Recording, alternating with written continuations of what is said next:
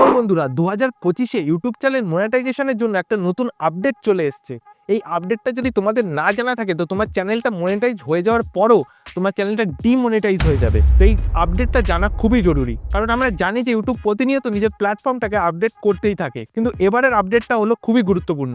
কারণ এইটা যদি গুরুত্ব দিয়ে না দেখা হয়, যেটা বললাম যে তোমার চ্যানেল মনিটাইজ থেকে সোজা ডিমনিটাইজ। তো চলো জেনে নিই যে আপডেটটা কি। তো আমরা জানি একটা ইউটিউব চ্যানেল ফুল মনিটাইজ করতে 4000 ঘন্টা ওয়াচ টাইম আর 1000 সাবস্ক্রাইবার লাগে। এবার আপডেট হলো তোমার চ্যানেলে 1000 সাবস্ক্রাইবার কমপ্লিট হলো, তোমার 4000 ঘন্টাও কমপ্লিট হয়ে গেল। এবার তুমি মনিটাইজেশনে অ্যাপ্লাই করে দিলে, এবার ইউটিউব টিম রিভিউ করে তোমার চ্যানেলটা মনিটাইজও করে দিল, ঠিক আছে। কিন্তু তারপরে রক্ষে নেই, কারণ এখানে ইউটিউব এখন একটা আপডেট করেছে যে তোমার যদি চ্যানেলে লাস্ট 365 ডেজের মধ্যে যদি 4000 ঘন্টা ওয়াচ টাইম যদি কমপ্লিট না থাকে, তাহলে তোমার চ্যানেল পুনরায় মনিটাইজেশন থেকে ডিমনিটাইজ করে দেবে। এটা বলা হচ্ছে এই আপডেটে। আর আমরা যেটা ইউটিউব স্টুডিওতে দেখি যে মনিটাইজেশনের কাউন্ট, যে ওয়াচ টাইম, সেটা কিন্তু 7 দিন ডিলে হয়ে কাউন্ট হয়। অর্থাৎ আজকের 1 তারিখে যদি আমি দাঁড়িয়ে থাকি, তাহলে 2024-এর ডিসেম্বর মাসের 23 তারিখে আমার এখন আপডেট হয়েছে। এখনও কিন্তু 7 দিনের ডেটা আমার কাছে আসেনি।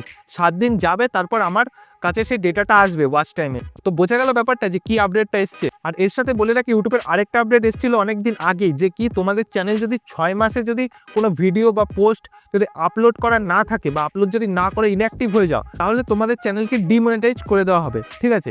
তো এগুলোই ছিল আপডেট। তো ভিডিওটা ভালো লাগলে একটা লাইক করবে, চ্যানেলটাকে সাবস্ক্রাইব করে যাবে, ঠিক আছে। তো আজ এই পর্যন্তই, আবার দেখা হচ্ছে নেক্সট ভিডিওতে। বাই।